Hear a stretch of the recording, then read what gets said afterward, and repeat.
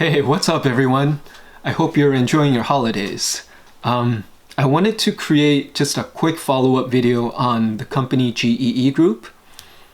As shareholders, we've had quite a crazy wild ride in December, and so just wanted to post this video to share some of my thoughts on the price action.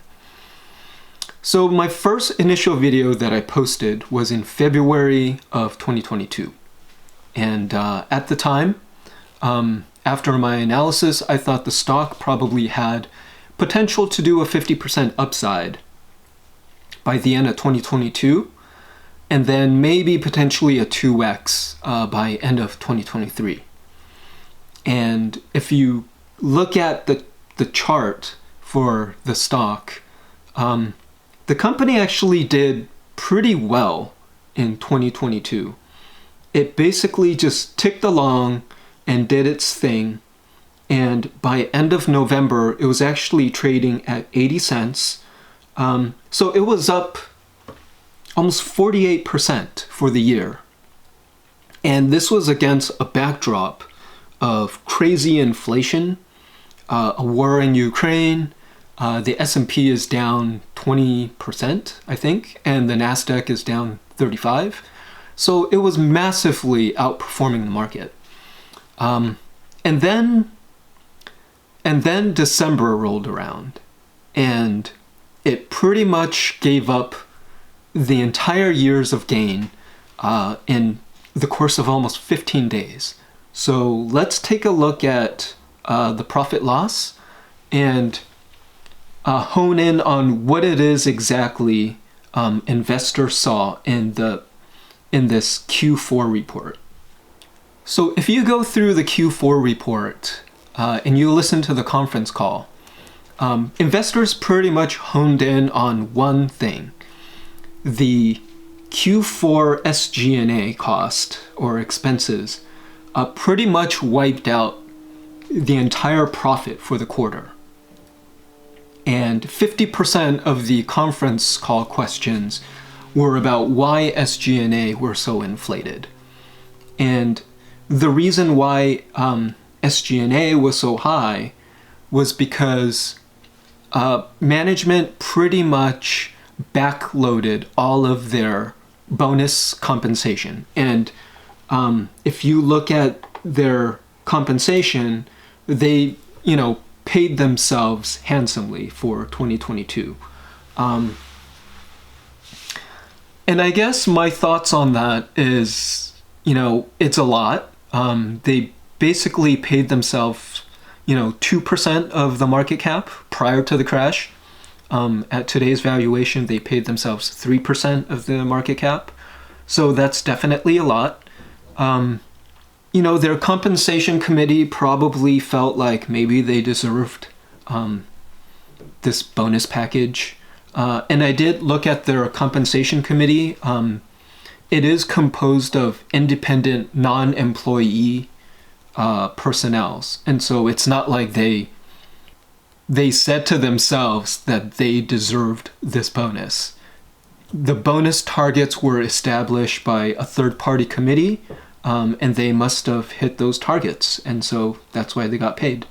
But besides the inflated SG&A, I think there was probably another comment that freaked investors out. And one of the questions on the conference call was, what is the outlook for direct hire?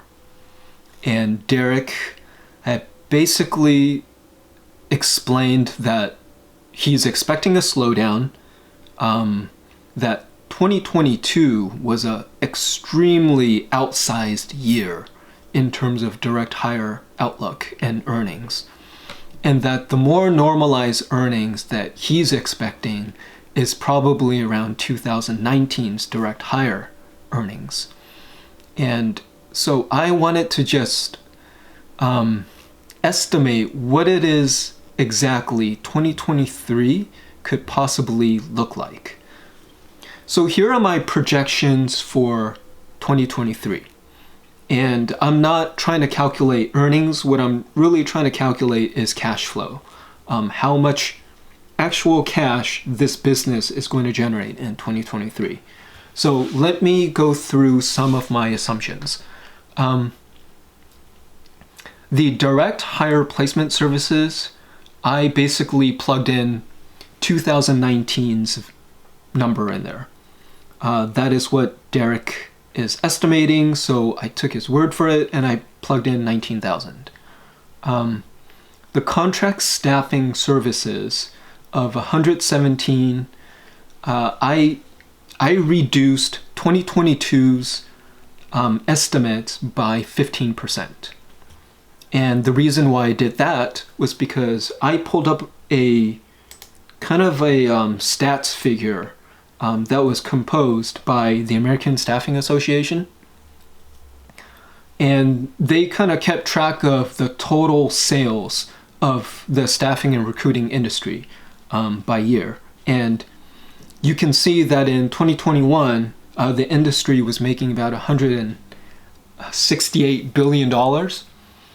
And in 2022, this figure increased by about 10% to, $185 billion. And so if we were to revert back to 2019 levels, that's about a 13% decline, all the way back to 161. So I baked in a 15% decline for the contracting staffing services figure. And so the two combined would give you a net revenue of about $136.7 million.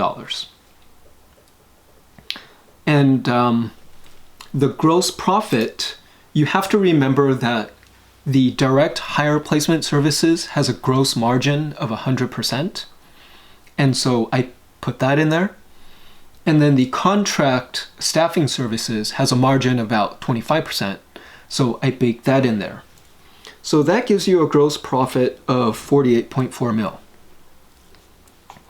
Now what we have to figure out is, how do you calculate the SG&A cost? So the way I estimated 2023's SG&A cost was, I did a little bit of analysis between 2019 and 2022. And their SG&A can be broken down between unallocated SG&A and allocated SG&A. Those are kind of my terms. So they have a disclosure every year to kind of show you what is unallocated in terms of their SG&A cost. And these costs are, your executive compensation, your restructuring charges, your basically your non-recurring charges get lumped in here too. The way I think of unallocated SG&A is kind of like their corporate fixed costs. So every year they have unallocated SG&A costs, and if you strip that out from their total SG&A, then what you have left is what I'm coining the term allocated SG&A. And allocated SG&A as a percentage of their net revenue seems to be in the range of like 23 to 26%. So what I'm trying to solve for in 2023 is, okay, how do I get the allocated and the unallocated SG&A cost? So we already know that net revenue we're projecting to be 136.7 million. And if I take 25% of that, their allocated SG&A cost would be about 34.1 mil. And the unallocated SG&A cost, I basically took the 2022 figure and I stripped out all their non-recurring charges that they outlined and highlighted in the financials. And so that's how if you add the two together, that's how I get the total projected SG&A. And that figure falls in line about 30% of net revenues. In 2022, it was about 31%. So it seems like this estimate falls in line. And if these figures really do pan out the way that I'm projecting, then cash flow will come in probably somewhere between $7 to $8 million per year.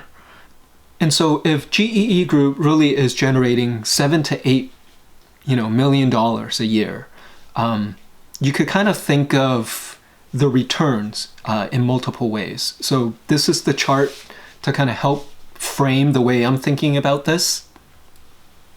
If they generate $7 to $8 million at today's market cap of 60 mil, that's a 11.6 to 13% return, which is not bad. That's not bad at all. And they hold $18.8 million in cash on their balance sheet. And so if you strip out the cash, the company is really 41 million market cap. And so generating $7 to $8 million, that's a 17 to 19.5% return on 41 million market cap. That's outstanding returns. I don't know where you would get that.